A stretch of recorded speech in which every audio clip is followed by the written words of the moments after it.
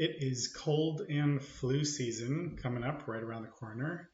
And what does that mean? It means you're probably going to have some cold and flu detox reactions coming up. So stick to the end of this video to learn what to do about that and how to avoid them and how to process through those detox reactions a little quicker.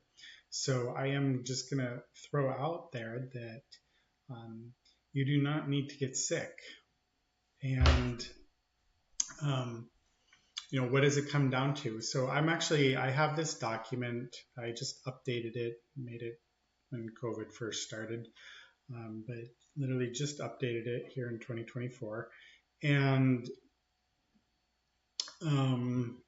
I decided to actually highlight the beginning here. So all of the super sexy basics, what does that include? Sunlight, clean air, clean food, clean water, happy thoughts, mask-free, deep breathing, socializing as much as possible, really. I would say just almost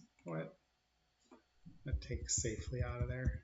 Not that I don't think you should be safe, but I think it's more about safe relationships, period. Socialize as much as possible. I get some backlash for taking that word safely out. Exercise and avoid 5G, avoid negative EMFs, avoid all negative things, including toxins and, most importantly, most toxic emotional relationships and situations. In other words, stress is normal. Acute stress, a few minutes here and there of stress is perfectly reasonable and even maybe a little bit healthy. Who would want to be zenned out all day, every day? That would be boring. But we do not want chronic stress. Of any sort, really. That is what brings our immune system down, plain and simple. And so I'll kind of leave it at that. I give you, like right here in yellow is the opportunity to not even need to go through a cold or flu detox type of reaction. What is happening when someone catches a cold or a flu? I really think it has mostly to do with the detoxing at this point. And that's a long other conversation on why I think that, but I think the preponderance of the evidence points in that direction at this point. I think it's less about an actual virus and less about an actual bacteria than it is about detoxing the toxic crap out of your life and out of your bodies. Now, with that being said, this document, which I'll put in this on the blog and this email probably, I broke it down into prevention. So best prevention is right there. If you get an exposure, if you're around someone who obviously has an infection of some sort, and then I broke it down into those who have mild symptoms, and then those who have moderate to severe symptoms. Now, obviously, severe, especially with some comorbid conditions, go to the hospital or go to the urgent care. But I'm not going to go through every one of these. I'm just going to kind of mention, again, I'd prefer people not rely on supplements. I'd prefer everyone to get all the nutrients through amazing food and amazing liquids like structured water and mineralized water. However, is there a time and a place to improve your vitamin D situation if it's not perfect? Absolutely. Make sure it's with vitamin K2, but preferably only if you need it. Whole food vitamin C, probiotics, I'd prefer not to rely on probiotics, but the reality is most people have a little bit of gut dysbiosis. I do like a spore-based probiotic. I put here shop.oasisfamilymedicine.com. Products that I believe in, that I've checked out, that I've vetted are on that website there. So you can check that out if it applies to you.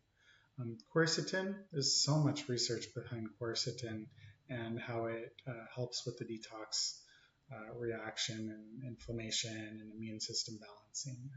In our office, it says Allergistic. And then if you wanted to take it up even one more notch, maybe the Immunotone Plus in our office or on the website.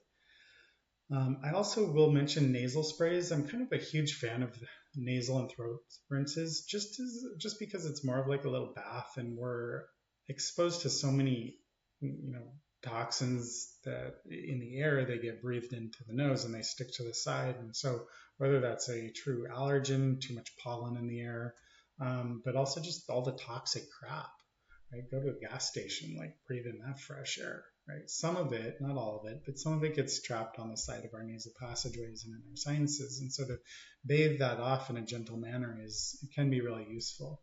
Now, a not so gentle manner, a very spicy manner, is to use something called Glutastat nasal spray. I actually use this most mornings on myself, just so I don't have allergies, but I have a preponderance for my nasal mucosa to get a little bit more puffy than I'd like it to get. And so I use Glutastat pretty much every day.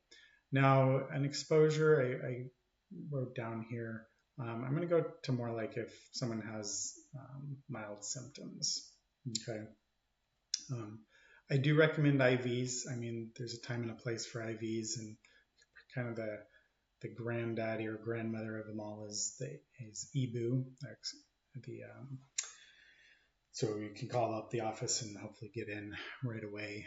Kind of the next level down, it would be to do some IV MAH or major autohemotherapy with UBI, that is ultraviolet blood irradiation. Or we have something called an immunity IV, which has vitamin C and a mix of vitamins and minerals. So the quicker you can get in to do those, do one of those at least, the better. And, depending on if it's just mild, maybe just once. If it's more moderate or severe, you might want to do that for 2 or 3 days in a row. We do have, as of the making of this video, we have vitamin D injections where you can get an injection and get 50,000 units. Much like, obviously it goes right into your system, it's right there, it's readily available. When you take something orally, but vitamin D specifically, when you take it orally, it takes a long time for it to really get into your system and work. And while I'm not a huge fan of vitamin D injections to raise your vitamin D levels up just for the heck of it, because I'd rather those be balanced by vitamin K2. And so you want to take an oral product for that purpose. However, vitamin D is almost like a little steroid injection. Now, steroids are natural. We make them every day, every morning. We get a burst of steroids to get us through the day. So don't think of steroids as bad. When our immune system is fighting through something, a short dose of steroids can be honestly a godsend. And so vitamin D is a steroid hormone, and so it can act almost like this natural steroid blast, which can be really wonderful. So if you are coming down with something, it's nice to call up the office, and hopefully we have availability. Hopefully you can get in like that day or the next day for a quick little vitamin D injection. I really recommend that just as a one-time thing. Again, this is not like, I'm not pushing everybody to do vitamin D shots just to keep your vitamin D levels up. I think that would be a misuse of vitamin D injections. You can read as well as I can a bunch of kind of oral recommendations. Most of these we do have available in our office for those around the area, because when we're sick, we want it ASAP.